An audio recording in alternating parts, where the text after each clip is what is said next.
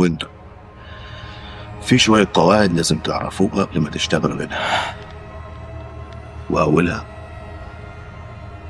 ممنوع تلبس خاتم أو ساعة غالية، وده لأن الزبون من المفروض دايما يحس إنك أقل منه. لازم ايديك دايما تفضل مكشوفة للكاميرا، اوعى تدخل، انت مجرد باترينا.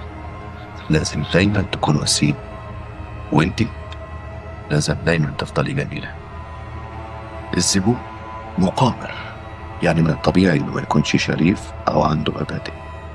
انت بتتعامل مع احط جانب في الطبيعة البشرية، شهوة الربح، ومع ذلك الزبون دايما على الحق.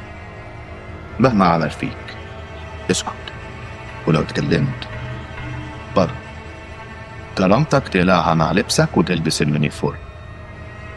انت احسن مني، انا اتشتمت بالام وبالاب. ابوك ولا امك احسن من ابويا ولا امي؟ انت زي راح الدنيا حواليك بكل مبارياتها، بس انت ما بتشتركش فيها. الفلوس بتترمى قدامك بالالاف، نسوان، الماظ، مع ذلك انت اعمى واخرس واطرش.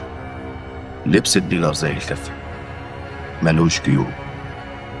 والكازينو هنا زي الدنيا، تدخلها عريان وتخرج منها عريان.